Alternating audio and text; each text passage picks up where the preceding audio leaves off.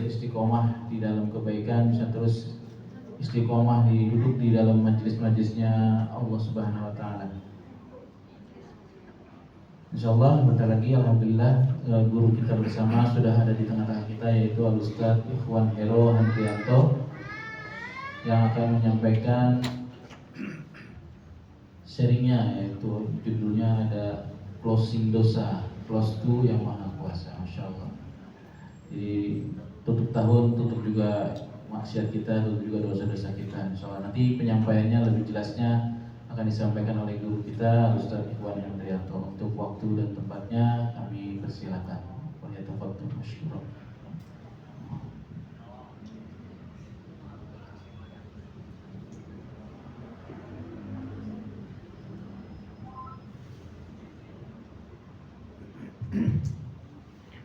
أعوذ بالله من الشيطان الرجيم. بسم الله الرحمن الرحيم.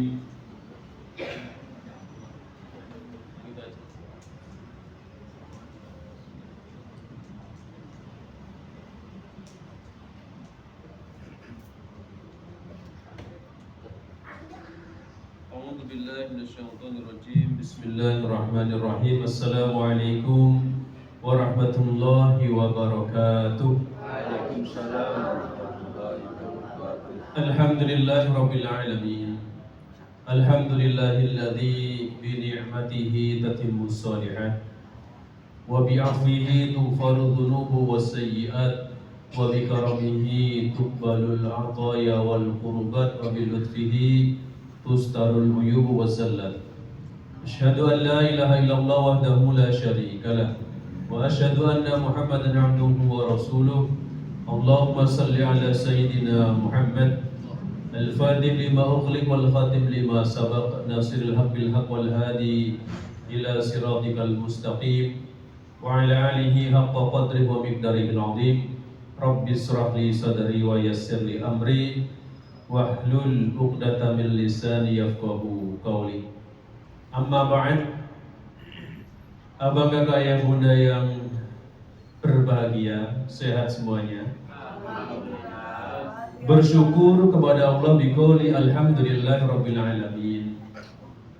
Bersyukur atas limpahan nikmat, hidayah, inayah serta taufik. Sehingga di malam hari di penghujung tahun 2025 ini, satu hari lagi kita masuk di tahun baru miladiyah. Kita bersyukur masih diberi kesemangatan dalam beribadah, istiqomah dalam taat. Ini nikmatul udma, nikmat yang paling utama. Karena hamba pilihan Allah itu namanya pilihan, tidak banyak. Yang mau duduk untuk istiqomah, yang mau rehat sejenak untuk berjalan-jalan di taman surga. Kata Rasulullah, apa itu taman surga? Yaitu taman di mana di situ ada majelis zikirnya, majelis ilmunya. Kita bersyukur masih bisa duduk di sini. Sholawat beriringan salam kita aturkan kepada Nabi Muhammad sallallahu alaihi wasallam alladzi badala juhdahu litakwimi aqaidil mutadayyinin. Rasulullah sallallahu alaihi wasallam yang syafaatnya kita tunggu, kita harap-harapkan. Maka mari tidak bosan-bosan, naudzubillah, jangan sampai bosan untuk terus mensuri tauladani Rasulullah sallallahu alaihi wasallam. Semuanya dalam kehidupan kita, mulai dari hal yang terkecil sampai yang besar, mulai dalam keseharian sampai dalam memutuskan berbagai macam hal. Ma'asyiral muslimin, abang kakak ayah bunda yang mudah-mudahan selalu dalam lindungan dan kasih sayang Allah. Beberapa pekan yang lalu kita ini banyak membahas tentang taubat. Taubat dari dosa besar, taubat dari dosa kecil. Kemudian kemarin kita juga sudah belajar apa sih syaratnya untuk bertaubat. Saat ini kita ingin membuka sedikit, mempelajari bersama menutup dosa-dosa masa lalu, dan berharap dari dosa-dosa yang sudah kita tinggalkan kita bisa menuju kepada ridhonya Allah Tabaraka wa Ta'ala. Maka kenapa judulnya closing dosa, close to yang maha kuasa. Karena tidak ada tujuan yang kita cari kecuali ridhonya, ridho Allah Tabaraka wa Ta'ala. Namun sebelum ridhonya itu turun, tentu kita harus muhasabah, bersih dulu dari dosa. Lah, dosa itu apa sih? Apa itu benda dosa? Dosa ya dosa. Dosa.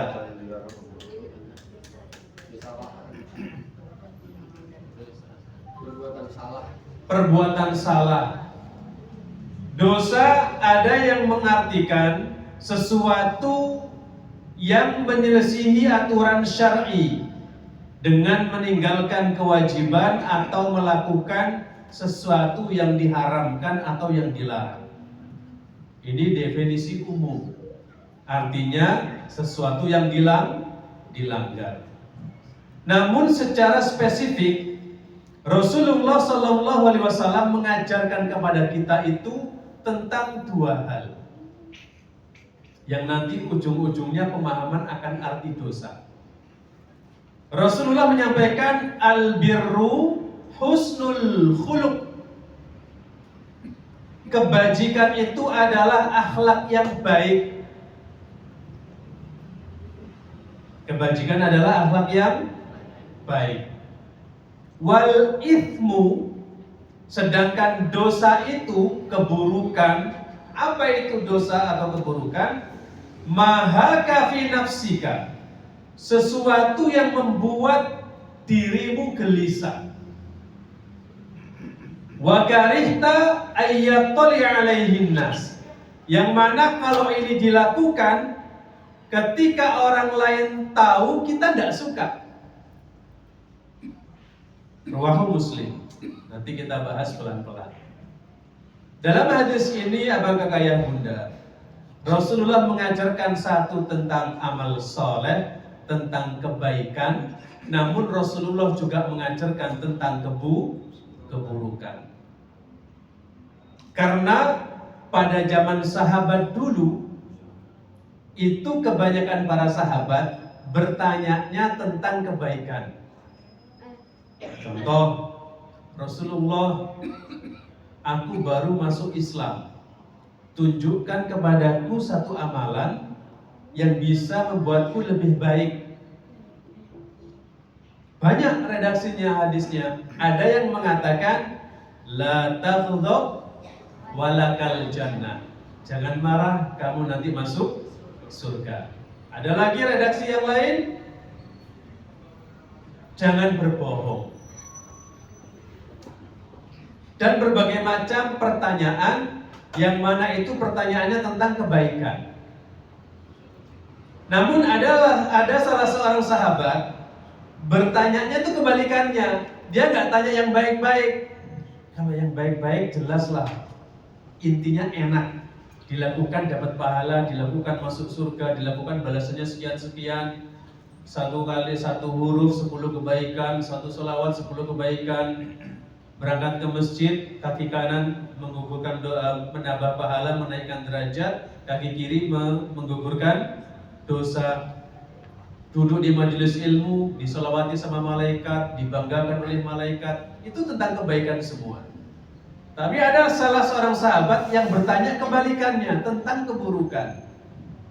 Karena kata beliau, kalau saya bertanya tentang keburukan bukan berarti saya akan melakukan, tapi agar saya mampu untuk menghindari. Maka sahabat ini bertanya tentang dosa. Nah, ketika menjawab tentang dosa, Rasulullah mengajarkan kepada kita tentang dua tanda-tanda. Dosa itu tanda-tandanya ada dua. Satu, di dalam diri kita, internal bahasanya. Yang kedua, eksternal, efeknya akan terasa di luar diri kita. Yang pertama, Al-ithmu mahaka fi nafsik. Sesuatu yang membuat hatimu tidak nyaman. Kata Rasulullah, ciri-ciri dosa itu kalau dilakukan, maka ciri-ciri yang paling gampang, hatinya akan gelisah. Apa contohnya? Bang Yadi misalkan, naudzubillah, contoh menikah terus selingkuh. Dia punya selingkuhan, jawab WA, kira-kira tenang nggak kalau ada istri sahnya di sebelahnya? Enggak. Ditelepon, assalamualaikum, yang kamu di mana? Jangan, ada istriku. Nah, ini contoh kecil. Sesuatu yang membuat gak nyaman itu identik dengan dosa. Yang lain, korupsi. Korupsi ini kalau ketahuan, gimana kalau kira-kira? Hati kita pengen mengumpet, pengen menyembunyikan. Jangan sampai ini ya, jangan cash ya. Nanti jangan transfer ya, nanti ada buktinya. Cash saja. Awas, hati-hati, jangan sampai ketahuan. Mencari tempat terbaik untuk COD. Ini contoh hal-hal yang membuat tidak nyaman hati. Dan masih banyak contoh yang lainnya tentu. Yang kedua, ayatoli alaihi nas. Kalau orang lain tahu, kita akan gelisah. Jangan sampai orang lain itu tahu. Selingkuh itu tadi nggak nyaman. Kedua, kalau orang lain yang tahu, kita jadi malu. Atau selanjutnya contohnya, kalau orang lain ngerti akan keburukan kita itu nggak kepengen, kita benci. Itu ciri-ciri atau tanda-tanda dari sisi luarnya. Maka hati-hati ketika kita melakukan sesuatu hal, harus betul-betul ditanyakan kepada hati nurani. Bahasanya istafti qalbak. Tanya kepada hati nuranimu, the bottom of your heart katanya, lubuk hati yang paling dalam. Karena hati nurani gak akan bohong. Cuman kadang kita kalah dengan bisikan setan. Nah, dua ciri ini bunda, ini merupakan ciri yang ditunjukkan oleh Rasulullah bahwa dosa itu satu, pasti gak mengenakkan hati, kita akan jadi gelisah. Kedua, kita gak rela orang lain tahu. Atau kalau orang lain tahu kita benci, aduh ketahuan nih. Itu ciri-ciri dosa. Dosa ada dua. Ada dosa kecil sama dosa besar. Apa contohnya dosa besar? Syirik. Dosa besar, ulama mengatakan, di sini ada Abu Ya'la, beliau mendefinisikan dosa besar itu qad hadda Ahmad rahimahullah al-kabair. Apa itu dosa besar?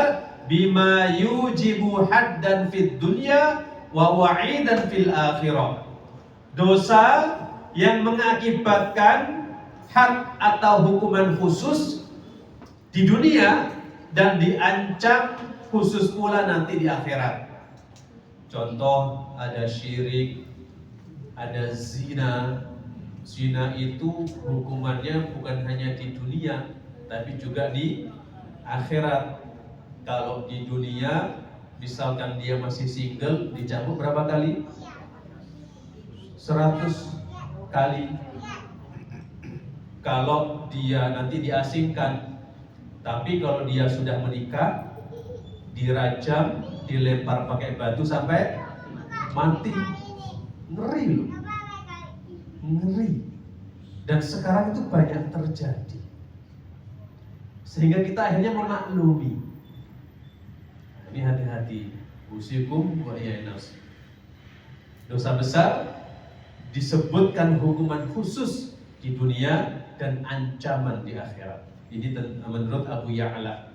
Selanjutnya dari Abu Dhahhak, beliau menyampaikan juga kullu mujibatin aujaballahu li ahlihan nar wa kullu amalin yuqabu bihil had fahuwa minal kabair. Sesuatu perbuatan yang mana Allah mengharuskan dirinya masuk neraka, dan semua amalan yang dilakukan itu menyebabkan adanya hukuman. Jadi Bunda, bedanya dosa besar itu tercantum ancaman hukumannya baik di dunia maupun di akhirat. Kalau dosa kecil bagaimana? Dosa kecil gak tercantum. Nanti ada contohnya. Ini kita bahas dosa besar dulu. Dalil-dalil dari dosa besar. Qala Allah Ta'ala, yang pertama Quran surat An-Najm ayat 32, alladzina yastanibuna kaba'iral itsmi wal fawahish illal lamam. Mereka yang menjauhi dosa-dosa besar dan perbuatan keji kecuali dosa-dosa kecil. Di sini gak dicantumkan dosa besarnya ini apa, tapi dimention secara global. Sungguh Tuhanmu maha luas ampunannya. Dia mengetahui tentang kalian sejak Dia menjadikan kalian dari tanah. Lalu ketika kalian masih di dalam janin, di dalam perut ibu kalian, maka janganlah kalian menganggap diri suci. Wala tuzakku anfusakum. Jangan pernah menganggap dirinya suci, atau bahasa kita jangan sok suci. Karena kita ini penuh dengan dosa. Dia Allah mengetahui tentang orang-orang yang bertakwa. Dosa besar di sini dimention secara keseluruhan, tapi tidak didetailkan apa saja dosa besarnya. Dalam ayat yang lain, Quran surat Al-Qamar ayat 53, wa kullu saghirin wa kabirin mustaqar. Semua segala dosa yang kecil maupun besar, semuanya tertulis. Tidak ada yang luput dari pengawasannya Allah Tabaraka wa Ta'ala. Tapi sekali lagi, dosa besarnya tidak dijabarkan di ayat ini. Lantas bagaimana kita memahami apa saja itu dosa-dosa besar? Dalam hadis Nabi disampaikan, yang pertama, qala Rasulullah sallallahu alaihi wasallam, Rasulullah pernah berpesan kepada para sahabat, ijtanibus sab'al mubiqat. Jauhilah 7 perkara yang membinasakan. Binasa itu apa artinya? Musnah, membubarkan, menghancurkan. Bahasanya membinasakan, sangat tegas. Apa saja hal-hal yang akan membinasakan seseorang? Ada 7 di sini. Dosa besar yang perlu untuk dihindari dan diwaspadai. Naudzubillah, jangan sampai melakukan. Yang pertama, asyirku billah. Syirik, menduakan Allah. Allah sangat cemburu kepada seorang hamba ketika dia melakukan syirik. Karena syirik itu menduakan. Kita saja nih, Bunda, mau gak diduakan? Tidak mau. Para bapak-bapak suami mau gak diduakan? Tidak mau. Kita mau the one only, pokoknya siji nih, kan begitu. Satu-satunya yang disayang. Allah pun sama, tidak mau diduakan. Ibadah semuanya lillah. Menduakan Allah, Allah sangat cemburu. Yang kedua, as-sihru. Sihir. Apa ini sihir? Kalau di Jawa Timur ada istilah santet, apa lagi? Pelet. Apa itu jaran goyang, semar mesem, ya, lembu sekilan. Pokoknya kita hidup di tanah Jawa, banyak sekali istilah-istilah ajian-ajian seperti itu. Ilmu sulap, menipu. Tapi kalau sulapnya pakai trik, gimana? Sihir. Tapi sihir di sini lebih kepada sihir yang menggunakan ilmu hitam. Wa qatlun nafsil lati haramallahu illa bil haq. Membunuh manusia yang Allah haramkan kecuali dengan alasan yang benar. Ini Bunda, akhir zaman itu. Di antara tanda-tandanya banyak terjadi pembunuhan. Kalau kita crawling nih, hampir setiap hari ada berita pembunuhan. Nyawa itu Masya Allah sangat murah untuk dihilangkan, sangat mudah untuk dihilangkan. Berapa kali kita dengar anak SMP dikasih hadiah mawar terus, akhirnya penasaran pengen ketemulah di hotel, 1 kali, 2 kali, 3 kali terjadi pemerasan karena masih yang ditemui masih sangat ABG, dibunuhlah akhirnya. Itu terjadi. Atau berupaya untuk mempertahankan kebijakan, tahu-tahu hilang. Nah, nyawa sangat mudah dihilangkan. Padahal ini termasuk dosa besar. Aklur riba, memakan harta riba. Riba ini masuk dosa besar, Bunda. Riba ini kalau kita belajar, ya masuk kredit itu juga masuk riba, gitu ya. Tapi ini nanti pembahasannya panjang. Kita hanya membahas poin-poinnya saja dulu. Wa aklu malil yatim, memakan harta anak yatim. Wa tawalli yaumaz zahfi, lari dari peperangan, dari medan juang. Ayo maju, yang lain berangkat kita pulang. Wah, ini termasuk dosa besar. Wa qadful muhsanatil mu'minatil ghafilat. Yang terakhir, menuduh perempuan yang baik-baik berzina tanpa ada saksi. Ini juga termasuk dosa besar. Ada 7. Dalam redaksi yang lain disampaikan pula, kata Rasulullah, ala unabbiukum bi akbaril kabair, maukah kalian aku tunjukkan dosa besar, kata Rasulullah. Qulna bala ya Rasulullah. Sahabat menjawab, baik ya Rasulullah, tentu kami mau tahu apa itu dosa besar. Di sini sama, Bunda. Redaksinya beda, tapi poin yang pertama al-isyraku billah. Syirik kepada Allah. Dan syirik itu dibagi menjadi 2. Syirik besar dan syirik kecil. Syirik besar itu yang menduakan Allah, ibadah bukan untuk Allah. Tapi syirik kecil ini yang harus hati-hati. Apa itu? Riya. Riya itu melakukan sesuatu untuk atau biar dilihat orang. Gak ada orang sholatnya Allahu Akbar, ogah-ogahan. Begitu ada orang banyak, sholatnya beda takbirnya, karena banyak audiens. Allahu Akbar, beda. Karena ada orang, ada kamera yang nyorot. Maka ini, naudzubillah, zaman sekarang ini zaman semuanya dikontenkan, diviralkan. Maka harus dijaga. Riya itu sangat-sangat tipis antara ini kita ngasih contoh, Ustaz. Saya sedekah, izin ya, nanti sedekah saya nggak usah cantumkan saja hamba Allah. Yakin, Pak Haji? Tapi nanti untuk ngasih contoh yang lain nggak apa-apa deh. Haji Hero misalnya, cantumkan saja nggak apa-apa. Kan yang lain biar nyontoh. Ini kan tipis. 1, ngasih contoh. 2, ada rasa pamer di hati kecil. Nah, ini tipis banget. Maka riya masuk syirik kecil. Dan al-isyraku billah, syirik kepada Allah, poin utama yang di-mention oleh Rasulullah SAW. Yang kedua, uququl walidain. Apa itu uququl walidain? Durhaka kepada kedua orang tua, dosa besar. Wa kana muttaqian fajalasa faqala, Rasulullah kemudian duduk, beliau melanjutkan kembali qauluz zur, berkata.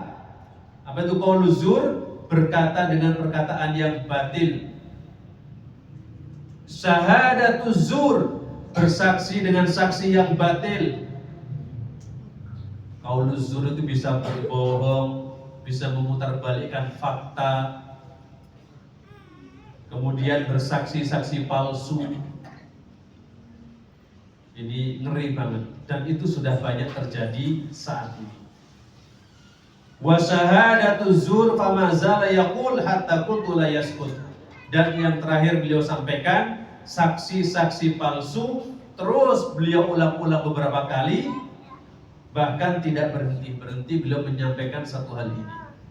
Saksi palsu, saksi palsu, saksi palsu, hati-hati. Kalau kita lihat film India, kemudian di situ ada tragedi persidangan. Nanti ada saksi terakhir yang menjadi kunci. Wah, ini biasanya nanti mau menuju ke persidangan dihadang, dibunuh. Nah, itu film. Tapi yang terjadi saat ini ada di dunia nyata. Saksi kunci betul-betul terancam keberadaannya. Karena apa? Kebenaran ketika sudah terungkap, fakta sudah terungkap, maka akan ada banyak pihak yang dirugikan. Padahal Rasulullah betul-betul mewanti-wanti jangan sampai memunculkan saksi-saksi palsu. Ini dosa-dosa besar. Ini baru berapa Bunda? 7 ditambah 5, baru 12 kira-kira. Imam Az-Zahabi, beliau menulis buku dengan judul Al-Kabair. Berdasarkan dalil dari hadis, dari Al-Quran, dikumpulkan dalam satu buku, namanya Kitab Al-Kabair, ada 77 dosa besar. Ini banyak banget. Berarti apa? Wah, dosa besar ini bukan hanya ini. Masih bisa dikembangkan lagi, ada 77 lagi. Yang kemarin sudah saya sampaikan, tapi belum sempat saya download bukunya. Karena mau di-download, ini kelamaan. Akhirnya nanti di lain waktu dan kesempatan insya Allah. Minimal kita buka aja fihrisnya. Fihris itu apa? Fihris itu lembaran pertamanya itu daftar isi. Nah, minimal kita tahu daftar isinya dulu. Apa sih 77 itu? Kita baca satu persatu nanti. Agar kita minimal, jangan sampai tahu melakukan hal yang dilarang dalam 77 itu. Lah, perbedaannya Bunda, kalau dosa kecil ini diartikan oleh ulama laisa fiha haddun fid dunya wala wa'id fil akhirah. Tidak ada ancaman hukuman di dunia dan juga janji hukuman di akhirat. Contohnya apa? Gak ada wa'idun khos, gak ada. Contohnya, mohon maaf, pipis atau buang air besar dengan membelakangi kiblat. Itu dosa kecil. Tidak ada ancaman. Tapi itu masuk dalam lebih kepada adab dalam membuang hajat. Atau Mas Putra kebelet langsung buang hajat di bawah pohon yang sedang berbuah lebat. Itu kan mengganggu kemaslahatan umum. Anginnya semilir, sering. Ini siapa ini ya? Dulu sering. Kalau sekarang kan kita Jakarta nggak ada pohon. Kita di kampung dulu ada pohon berbuah, dan itu ada dalam kitab fikih. Larangan membuang hajat diantaranya di bawah pohon yang sedang berbuah atau pohon lebat. Lah, ini contoh dosa kecil. Idza ataitum al-ghaid fala tastaqbilul qiblah. Jika kalian berada di tempat atau buang air, maka janganlah menghadap kiblat. Wala tastadbiruha bi baulin wala ghaid. Jangan membelakanginya saat buang air kecil maupun buang air besar. Bunda, kalau mau buat WC, konsultasi dulu. Tanya sama tukang mana itu timur, mana itu barat. Karena saya pernah nih ke rumah teman, mana ini kiblatnya? Ke sana, Ustaz. Loh, kok tadi saya perasaan buah ngadepnya ke sana? Iya ya Ustaz, dulu nggak tahu gitu. Masya Allah. Ini terjadi, maka ditanyakan. Jangan sampai membuat WC ngadepnya ke kiblat atau membelakangi kiblat. Walakin syarriku au gharribu. Tapi menghadaplah ke timur atau ke barat. Ada hadisnya. Ini kalau kita langgar karena tidak tahu atau sudah terlanjur, dosanya kecil. Tidak ada ancaman. Barang siapa yang buang air kecil menghadap kiblat besok nggak bisa kencing lagi, itu nggak ada. Nah, kalau ada larangannya repot kita. Ini contoh dosa-dosa kecil. Selanjutnya dalam riwayat lain,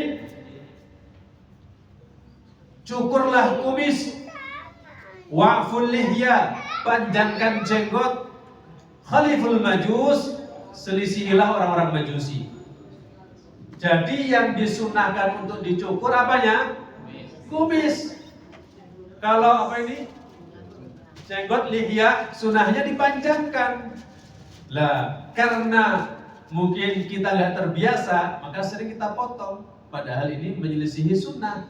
Ya, kita nggak dosa. Dosa tapi kecil, tidak dosa besar. Maka hati-hati mas-mas yang sudah ditakdirkan punya jenggot. Nah ini jangan dipotong-potong terus, dirapihkan untuk menyelisihi Yahudi. Dulu zaman saya masih kecil bunda, kita sampai nyari apa itu sumsumnya sapi, dioles-oles di sini, semua dikumis biar muncul, biar tumbuh. Ternyata yang dasarnya tidak punya ya segitu-gitu aja. Ini maksudnya apa? Dari dalam hadis ini maksudnya itu ada anjuran dari Rasulullah, cukurlah kumis, panjangkan jenggot. Tapi kalau kita memotong, berarti kan kita nggak mendapatkan fadilah itu. Kita nggak mendapatkan keutamaan. Karena semua yang disampaikan Rasulullah kalau kita lakukan, kita niatkan meneladani Rasulullah, jadinya ibadah. Ini contoh-contoh dosa kecil yang tidak tercantum hukumannya. Beda sama zina yang tadi. Ada dalam fikih itu ada hukuman zina, ada had, ada rajam, ada apalagi qatlul yadain, potong tangan karena mencuri. Dulu mencuri sekian batasannya, nanti ada aturannya berapa ribu, berapa juta, kalau emas berapa gram. Nah sekarang korupsi miliaran, harusnya bukan sudah potong tangan lagi. Apa yang dipotong? Leher gitu ya. Karena sudah kan dalam fikih kalau yang mencuri sekian dipotong tangan kanan, besok tangan kiri, habis itu kaki kanan, terus kaki kiri. Kalau masih nggak kapok-kapok, sudah nggak punya apa-apa, masih mencuri lagi, nah, barulah nanti mana lagi dipotong gitu ya. Itu dalam kajian fikih untuk membuat orang agar jerah. Ini contoh-contoh dosa kecil bunda, dan tentu masih banyak yang lain. Misal kita disunahkan masuk masjid pakai kaki kanan, tapi keluar pakai kaki kiri. Masuk masjid lompat kayak mumi, kayak pocong. Lah ini beda lagi, menyelisihi kan begitu. Artinya dosa-dosa kecil ini sangat banyak. Atau menjaga pandangan, kita niatnya berangkat ke masjid, ketemu di depan, misalkan depan kafe nih, kan busananya macam-macam tuh. Aduh kah gitu ya. Mas Sidik ini mau nengok gimana, nggak nengok tapi kok di depan mata ya kan, akhirnya ya mau nggak mau kita melihat sekilas. Itu kan dosa kecil. Makanya kata Ustaz Adi Hidayah itu menyampaikan, memalingkan pandangan itu bukan terus kita merem menutup mata ya nanti kita nabrak gitu ya, tapi segera berpaling, palingkan, buang, jangan sampai terus lagi, jangan sampai, segera dipalingkan. Jadi dalam rangka menjaga pandangan. Lah, dosa besar, dosa kecil ini bunda-bunda sekalian, kita harus tutup di tahun 2025 ini. Usikum wa ya nafsi, untuk muhasabah. Kesalahan-kesalahan yang lalu harus kita tutup, karena Islam mengajarkan man kana yaumuhu khairan min amsi fa huwa rabih. Tuntutannya itu harus lebih baik dari tahun lalu, dari hari kemarin. Ini Islam mengajarkan demikian.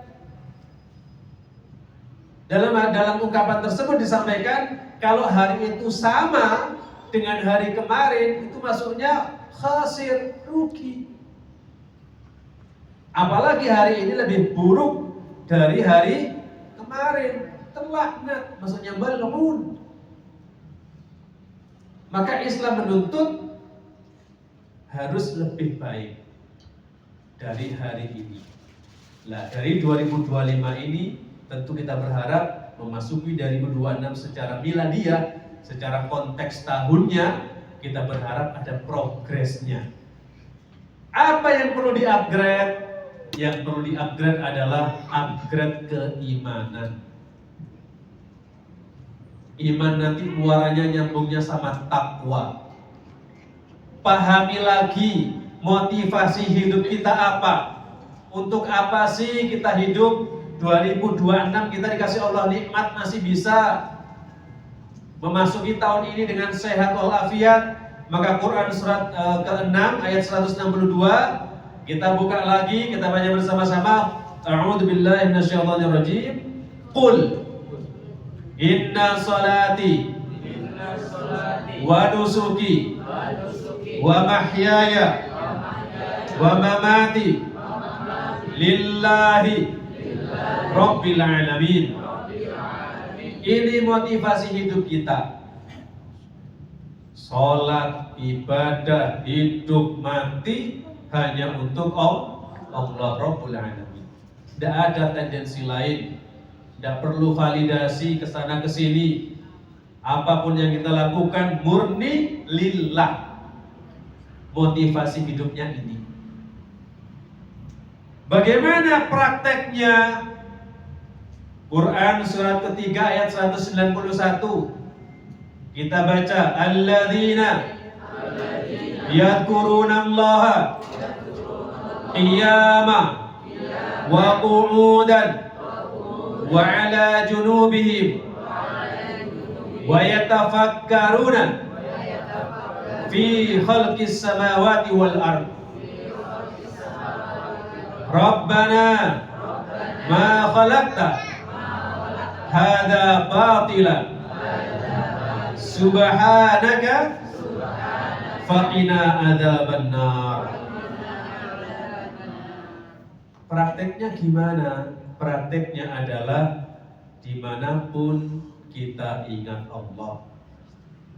Ketika kita duduk, berdiri, berbaring, yang kita pikirkan di dalam benak kita hanya Allah. Ada sebuah ungkapan yang menyampaikan semua yang ada di dunia ini sia-sia kecuali satu, zikrullah, mengingat Allah. Ini prakteknya Bunda. Susah enggak kira-kira? Susah. Kita scroll itu sekarang Bunda 1 jam itu enggak kerasa. Tapi coba Bunda buka Al-Quran, kita ordos itu one day one juice 15 menit itu sudah tekluk, ngantuknya luar biasa. Maka gimana lagi kita mengingat Allah kalau tidak dipaksa? Allahumma paksa. Ini upgrade keimanan yang harus kita jaga. Dan ini dipraktekkan oleh Yusuf. Nabi Yusuf alaihi salam ketika digoda oleh siapa itu? Zulaikha. Dikejar. Yang menggoda ratu cantik, punya kekuasaan. Yang digoda Nabi Yusuf juga masih muda, ganteng. Semuanya juga punya hasrat ketika itu. Tapi Nabi Yusuf ingat Allah. Berpegang di Quran surat 3 ayat 191. Akhirnya apa? Melarikan diri. Meskipun pada akhirnya kena fitnah. Ini prakteknya. Kalau ini kita terapkan apa kakak ayah bunda, insya Allah hidup lempeng. Tidak ada orang korupsi, tidak ada orang yang mencuri waktu, tidak ada orang yang rese. Tapi yang terjadi, orang banyak melupakan Allah. Seakan-akan akhirat itu hanya cerita hayalan. Padahal ingat akhirat itu harus menjadi pegangan kita. Ini tips pertama agar kita semangat untuk mencari ridho Allah, karena cerita-cerita akhirat dalam Al-Quran itu adalah nyata dan akan terjadi.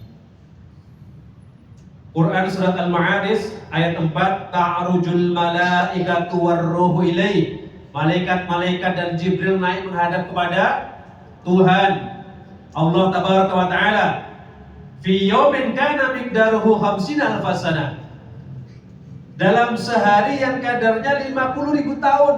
satu hari di akhirat berapa ribu tahun di dunia? 50.000, bayangkan. Masih ada yang kepikiran, kita ini muslim, santai aja bos, gak usah ibadah, paling masuk neraka sebentaran doang, nanti bersih kita juga masuk surga. Hei, doangnya sebentar itu di neraka, satu harinya berapa tahun? 5.000 tahun, mau segitu di neraka. Jadi ketika bahas ayat ini, bunda-bunda sekalian, akhirat ini beneran apa enggak sih? Beneran enggak kira-kira? Beneran. Masih yakin kita sebagai muslim, mukmin, santai-santai saja, santuy kawan, di neraka ada masanya, muslim pasti masuk surga semuanya. Iya. Ya kalau masanya di situ 5 tahun saja di neraka, satu harinya 50.000 tahun, lah 2.500 berapa? Wes dihitung dewe, dihitung sendiri. Bertahun-tahun di neraka, kelamaan. Na'udzubillah min dzalik. 50.000 tahun. Maka kalau orang ingat akhirat, harusnya malu mau berbuat maksiat. Mau menyepelekan hari-hari kita tanpa ingat kepada Allah, malu, takut. Karena nanti di akhirat kelak muaranya cuma dua. Kalau tidak ke surga ya ke neraka. Wa kadzalika auhayna ilaika Qur'anan Arabiyyan. Demikianlah kata Allah, kami wahyukan kepadamu Al-Quran dalam bahasa Arab. Al-Quran tidak ada yang terjemah. Al-Quran berbahasa Arab, terjemahan hanya untuk membantu bunda, ayah, abang, kakak yang belum bisa baca Arab belajar.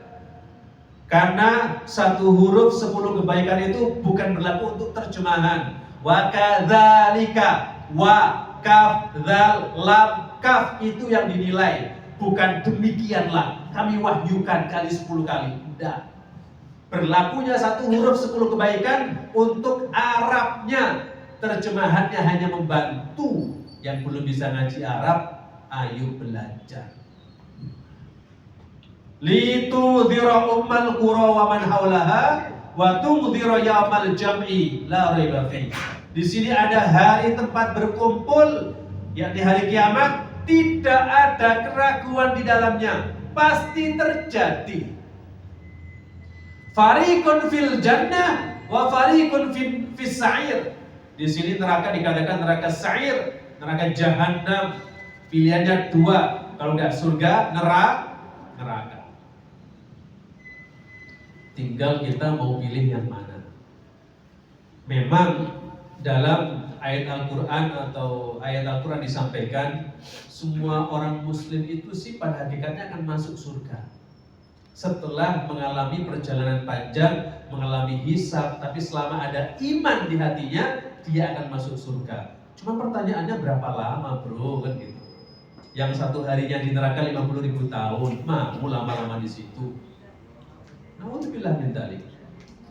Dan neraka bunda, neraka itu Masya Allah, innalladzina kafaru biayatina sawfa nuslihim naro, akan dimasukkan ke dalam neraka. Gimana neraka? Natijat juluduhum baddalnahum juluda. Ada salah satu siksa, kulitnya nanti hangus, diganti kulit yang baru, hangus lagi. Mau sampai kapan? 50.000 tahun kalau hanya sehari. Na'udzubillah min dzalik. Dalam Quran surah Al-Ghasyiyah disampaikan nanti di neraka mukanya tertunduk terhina.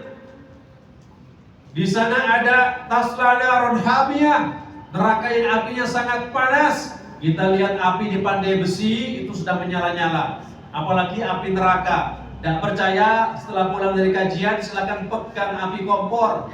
Panas apa enggak? Itu baru sepercik. Kalau kita lihat air, bunda, ke kamar mandi nyelupin air ke bak, diangkat yang netes, itulah api dunia baru seperti itu. Nanti di akhirat la haula wala quwwata illa billah, lebih panas lagi. Minumannya bukan anggur, bukan kayak kemarin. Di surga ada sungai mengalir, ada anggur mengalir, tinggal minum. Nanti di neraka apa? Tusqa min ainin aniyah. minum dengan air dari sumber yang sangat panas. Bayangkan minum kopi baru cor, itu panasnya minta ampun. Nanti kita minum itu glek. Gimana rasanya di sini? Naudzubillah. Memperoleh makanan selain dari pohon yang berduri, yang tidak menggemukkan dan tidak pula menghilangkan lapar. Boro-boro berduri, kita makan ikan, ada tulang ada durinya sedikit aja di sini udah gak nyaman. Apalagi nanti, masya Allah, ini ancaman-ancaman neraka.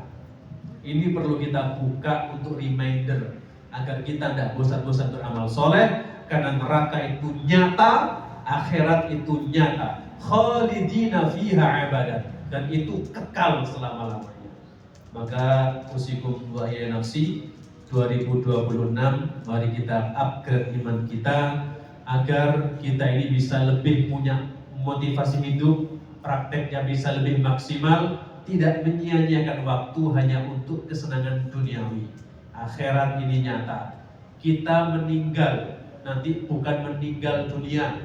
Nanti yang mau mengumumkan kalau ada pengumuman innalillahi wa inna ilaihi rajiun, telah meninggal dunia Bapak Fulan bin Fulan, itu bukan, redaksinya diganti, telah meninggalkan dunia Bapak Fulan bin Fulan menuju alam kubur tadi pagi pukul 10. Maka yang mau melayat silahkan datang.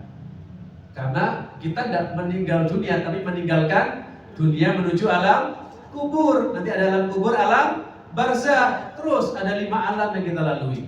Dari alam rahim, alam dunia, alam kubur, alam barzah, alam akhirat.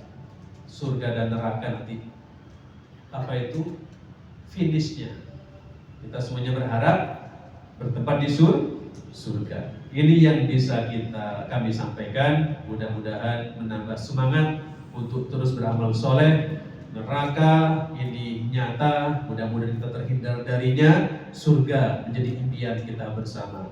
Al-hadiniyah wa likulli niyatin sholihah. Mudah-mudahan selalu Allah jaga istiqomah kita. Allahumma anfa'na bima 'allamtana wa 'allimna ma yanfa'una warzuqna ulumam tanfa'una fid dunya wal akhirah. Aqulu qouli hadza fastaghfiru. Wassalamualaikum warahmatullahi wabarakatuh. Subhanakallah wa bihamdika asyhadu an la ilaha illa anta astaghfiruka wa atubu ilaik.